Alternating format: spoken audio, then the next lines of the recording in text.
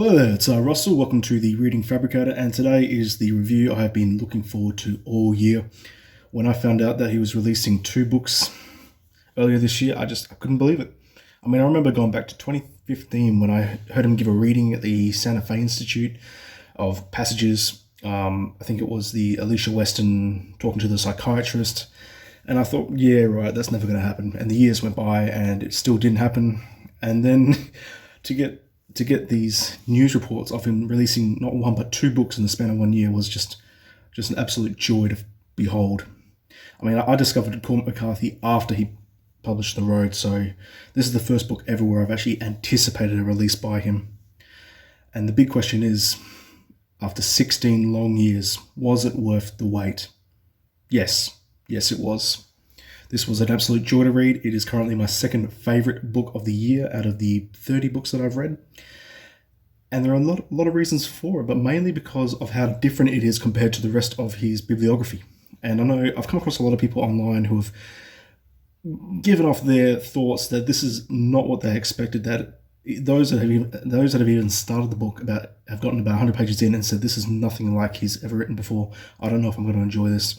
My advice to you is just stick with it, because once you get to that final, I'd say 100 pages, that's when the magic hits. Because, I mean, I was liking the book quite well, but then when I got to that final third, I read the entire thing in one sitting, about 100 pages, and that's quite a lot for me because I generally like to space things out.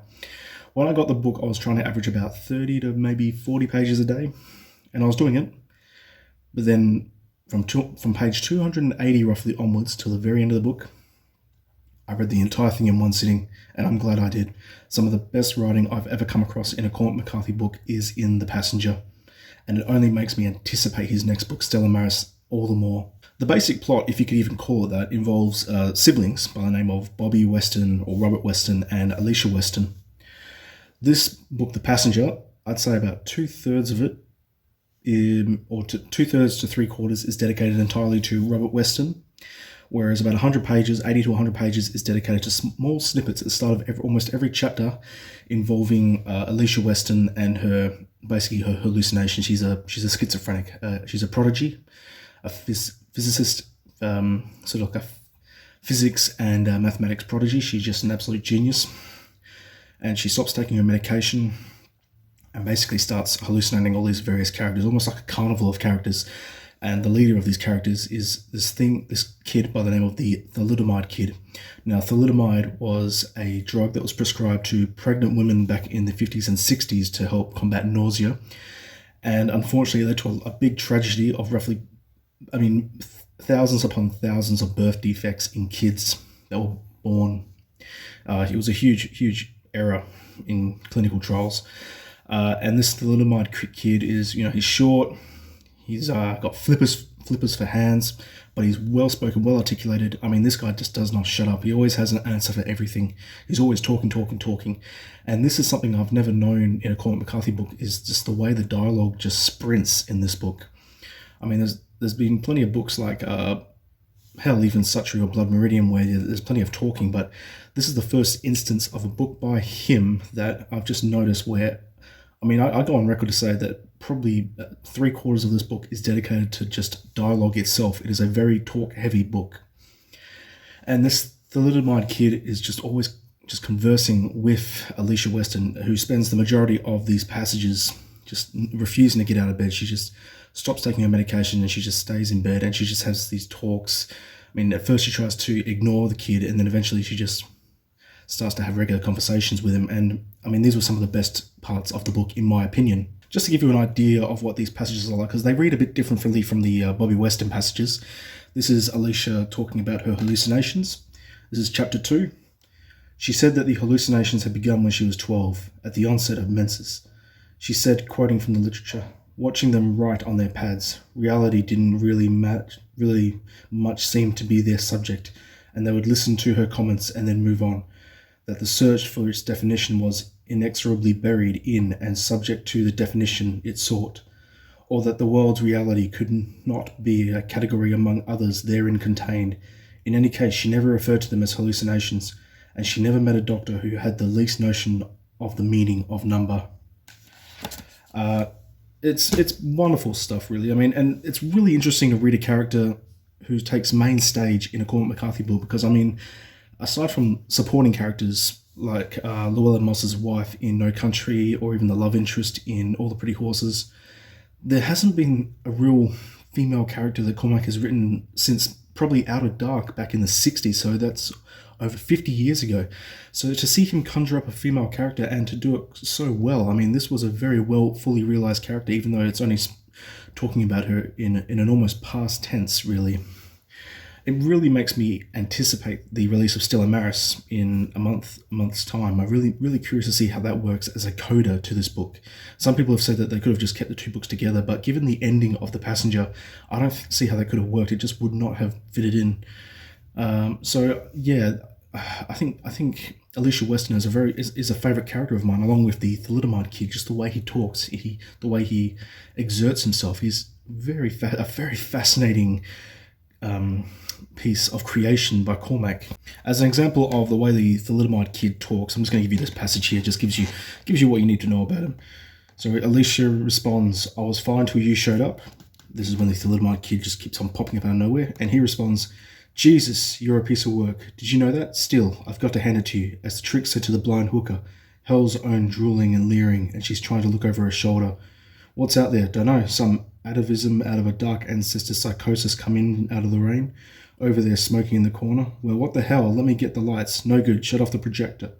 Who the fuck ordered this anyway? Roll up the screen and the fucking things are on the wall. The other thing you called me was a pathogen." He has a way of words. It's very fascinating just seeing the two of them just converse. And keep this in mind, this is only probably a quarter to 1/3 of the book.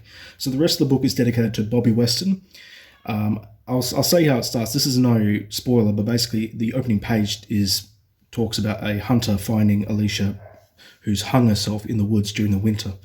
So a lot of what you read about Alicia throughout this book is before the events of this novel. In fact, the actual suicide takes place 10 years before the main events of this book, involving Bobby Weston, who is a salvage diver.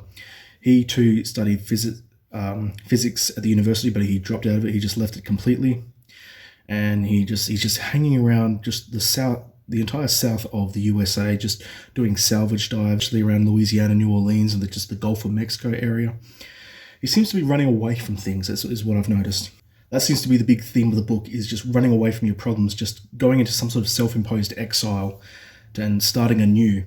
Both the siblings are forever haunted by their father's involvement in the creation of the atomic bomb. There are passages in this that are dedicated to Oppenheimer and all sorts of scientists and mathematicians, and just there's name drops. This is very, very unique for a McCarthy novel.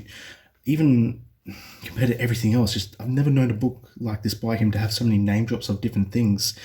I mean, there's a section where he goes to an oil rig and he's by himself, or he thinks he's by himself, and he starts reading a book called Leviathan, which is this non-fiction book, something to do with the Civil War, I think. A very thick, gargantuan book. And I remember reading that and thinking, I've never known him to name drop a book within his own book. So it's really fascinating stuff. He seems to be expanding his horizons a little bit. Going back to the main plot, if you can call it a main plot, because in my opinion, I think it's a red herring, especially how they advertised it, which I was a bit pissed about. Bobby and a couple of the other guys are salvage diving. They're going into this plane that has just crashed. They break their way into the plane, and they don't notice anything strange, but when they come back up, Bobby is visited by some government agents, and it turns out that there's a passenger missing and that the black box is missing, and they think he might be involved with it. This in turn gets the IRS involved, and all sorts of shenanigans happen that pretty much push Bobby away. He's now trying to almost solve this thing while trying to run away from the problems. He leaves his apartment and goes to live upstairs in a bar. And some of the best conversations that I've ever read take place in and around New Orleans, him with various interesting characters. There's one by the name of John Shedden, who refers to him as Squire, and he shows up all throughout the book, and I think he's an absolutely fascinating individual. Just the way he articulates his words, he's quite well spoken. There's lots of conversations about history. There's this character by the name of Debbie, who's a transgender woman. He goes out with her a couple of times and has some wonderful conversations with her. A purely platonic relationship, but they seem to really love each other quite a lot. And she talks to him about how she went back to see her parents after the whole transition. There's another conversation with another character. I can't remember if it's a character by the name of Oily, but he talks this whole section dedicated to the Vietnam War and his involvement in it. There's also a section towards the latter half of the book, which is all about the Kennedy assassination. It's fascinating, truly interesting stuff. This is just stuff you never read in a Cormac McCarthy novel, so he really is expanding his horizons. On top of that, this is the first book I think I read by him where the plot moves outside of the country. Most of the novels I've read by him take place in the US or Mexico. Yeah, we've got Ibiza. He goes to Europe during his small stint as a car racer. There's wonderful short stories involving what I've noticed is that it's very non-linear. It'll occasionally go back and forward in time throughout the main plot, in between the passages involving Alicia and the thalidomide kid. So you're kind of piecing it together a little bit. And I think there's a real charm and joy in doing that as a reader. It just, when you get to a certain point in the book, everything just clicks and it just becomes an absolute pleasure to read. Not only that, but there's been a couple of words in this book where I've had to go to the dictionary because I still don't know what they mean, which is typical of a Cormac McCarthy novel. But if I am to be completely honest, what really sold me on this book, because I was on the fence as to whether it was one of my favorites, but what really sold me on this book was when he is in the final section when he, I don't want to spoil what actually happens, but he goes into almost a self-imposed exile. And the passages in this section, the sentence structures in this section which deal with loneliness, that seems to be the big theme in this book, is loneliness and melancholy. That seems to be the big theme. That seems to be what hit me hardest. I found this to be a very emotional final section, a truly emotional final section, more so than The Road. I've never read a Cormac McCarthy book which has really almost brought me to tears. Maybe Suttree came the closest with a couple of the characters in that. But this is something that was truly sad. There was something truly going on with Cormac when he wrote this. Apparently he's been working on it since the 80s, but that whole section at the end there in Ibiza, where he's living in the windmill and he knows no one around him, he's just living his life. He doesn't want a girlfriend, he doesn't want anything, he just wants to be just by himself.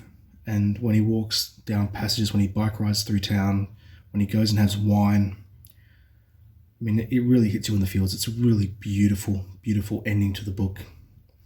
I'm not going to spoil the plot or anything like that, but I'm going to read a section from it that involves him going past a paddock and there's a donkey involved. And the way Cormac McCarthy writes nature, I think, is second to none. It really is wonderful. A small mule danced in a flowered field. He stopped to watch it. It rose on its hind legs like a satyr and soared its head about.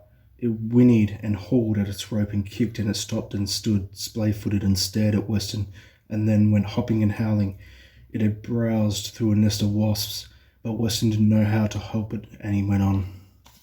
Just the way he writes about just nature and almost violence as well. There's truly wonderful stuff in there. There's another passage here, I think, that I just found as well that's really gives you an idea of the type of writing and how he's excelled in his writing style. His father spoke little to them of Trinity. Mostly he'd read it in the literature, lying face down in the bunker, their voices low in the darkness. 2, 1, 0. Then the sudden white meridian. Out there the rocks dissolving into a slag that pooled over the melting sands of the desert. Small creatures crouched aghast in the sudden and unholy daze, and then there were no more. What happened to be some vast, violet-coloured creature rising up out of the earth where it had thought to sleep, its deathless sleep and wait its hours and hours. I mean, that's beautiful. There are just a lot of passages in that final 100 pages where I was just jaw just absolutely dropped. As I said before, I think the plot is a bit of a red herring. Really, this is just a book of ideas and themes and conversations. So if you're looking for plot, this may not be the one for you. But if you're looking for just well-rounded conversations with an absolute array of characters, then I think you'll really like this. And the book that it reminded me the most of is in fact Suttree, because Suttree is about a character that runs away, just goes into almost like a self-imposed exile, does a menial job, and just has all these conversations in bars with people. And a group of eccentric characters, which is exactly what this is. Only this hits a little bit more close to home, I think, for Cormac. At least that's just my personal opinion. I think it's a very well-rounded book. It's very well structured. And I really look forward to seeing how Stella Maris works as a coda to this. Again, I don't know how to think as it being released as two separate books, but I mean, they must have had their reasons. I don't think it might have been a commercial reason for it. But in the end, I do think that this book is worth reading. It is my second favorite read of the year after Geek Love. And I'm just glad that in this almost renaissance of my reading period of my life, I was able to read a new release by him. I never thought that I would hold, a released book by this author. I'm now waiting for Thomas Pynchon to release a book. Some of the criticisms I've seen of people who are saying that it just doesn't live up to the masterpieces of his previous work. And I guess I want to know if that's the same sort of feeling that people got when Thomas Pynchon released Vineland in 1990. I mean, he went 17 years without publishing a book after Gravity's Rainbow, so there was a lot of build-up and hype, and then when he released Vineland, it got universally panned, although I think it's really underappreciated. So maybe it's the same sort of feeling as this one, where Cormac McCarthy doesn't release a book for 16 years and then releases The Passenger, and people are just a bit let down by it because such a long period of time has gone that the hype was just too much to handle. I really hope that's not the case. I really hope that people will love this book as much as I do. I think it's very different from what he normally writes. I think it's very introspective, and it cuts out all the violence and focuses more on interpersonal relationships with people, and does so beautifully. There's another wonderful passage where Bobby goes to the mental hospital where his sister was staying right before her death, and he talks to some of the people there. Truly heartbreaking stuff, and the conversations are just lovely. I'm enamored by him as a writer. I do think he's America's greatest living author, and I'll stand by that probably till the day I die. So bring on Stella Maris, because I'm really looking forward to it. This has been an absolute joy to read and a wonderful experience to review. I never thought I'd be able to do this. For those of you out there who have read it, let me know if you had the same sort of experience reading it, particularly towards that final section set in Ibiza, whether or not you actually agree that hit you emotionally as much as it hit me, because a lot of Cormac's books sort of end not so much anticlimactically, but they have this way where they stick with you in a very sharp, staggered way, where he gets to the point, and then he'll have like the small little epilogue or coda. Whereas this one doesn't. This one sort of ends almost like a traditional narrative in a way, but the way it's described towards the end there is absolutely stunning. Did you have the same reaction as I did? Let me know below. Thanks very much for watching, and I'll catch you on the next one. Bye.